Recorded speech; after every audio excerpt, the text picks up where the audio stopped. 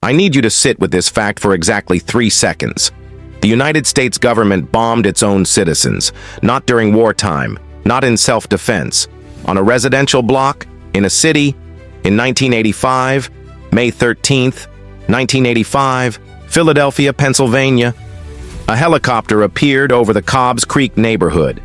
Inside that helicopter, a bomb. Not a warning, not a negotiation, a bomb. The target?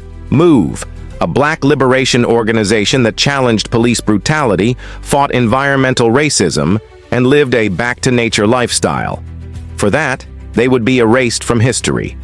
According to Wikipedia and verified by the Philadelphia Special Investigation Commission, after a 90-minute shootout where police fired more than 10,000 rounds of ammunition at a residential house containing children, Mayor Wilson Goode, Philadelphia's first black mayor, authorized something unthinkable. He ordered the bombing of his own city. At 5:27 p.m., a Pennsylvania State Police helicopter dropped 2 1.5-pound bombs made of Tovex and C4 explosives onto the roof of the MOVE house at 6221 Osage Avenue. Here's what happened next. The explosion ignited a gasoline-powered generator inside the home and set the entire structure on fire.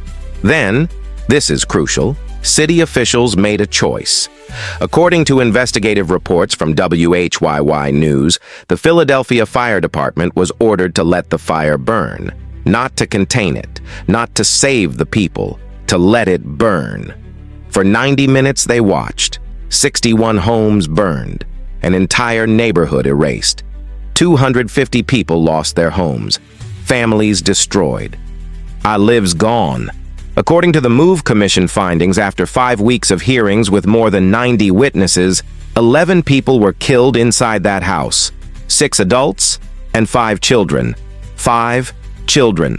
John Africa, Rhonda Africa, Teresa Africa, Frank Africa, Conrad Africa, Tree Africa, Delisha Africa, Netta Africa, Little Phil Africa, Tommaso Africa, Raymond Africa. They have names. They were people. They were children. And here's the part that should haunt America. No city official was criminally charged. No one went to prison. No one faced justice. Police Commissioner Gregor Sambor, who ordered the bombing, resigned in 1985, but was never indicted. Mayor Goode issued an apology decades later in 2020. The city paid a civil settlement in 2005, $12.83 million. But no criminal charges, no accountability that meant anything. Think about that. If a citizen dropped a bomb on a government building, they'd face decades in federal prison. But when government drops a bomb on citizens, especially black citizens fighting for their freedom, an apology, a check, and America moves on. According to PBS News, a helicopter pilot named Mark Ciccone, who flew a surveillance mission before the bombing, told city officials, "The bunker's no threat. There's nobody in it. You don't have to drop a bomb." His warning was ignored. That warning could have saved 11 lives, 61 homes, a neighborhood. The Philadelphia Special Investigation Commission officially called the bombing unconscionable. The New York Times compared the aftermath to war-torn Beirut. But most Americans have never heard this story. And in November 2020, Philadelphia City Council formally apologized. In May 2025, 40 years later, they finally declared May 13th a day of reflection and remembrance. But the victims still await justice. The survivors ask for a memorial, for their names to be remembered, for the story not to be buried again. This is the city that bombed itself. This is the government that killed children and faced no consequences. This is American history they hoped you'd never know. But now you know.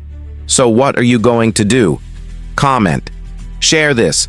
Follow for the history they've been trying to bury. Because if we don't say their names, John Africa, Rhonda Africa, Teresa Africa, Frank Africa, Conrad Africa, Tree Africa, Delisha Africa, Netta Africa, Little Phil Africa, Tommaso Africa, Raymond Africa, then they died twice. Once in the fire, once in our silence.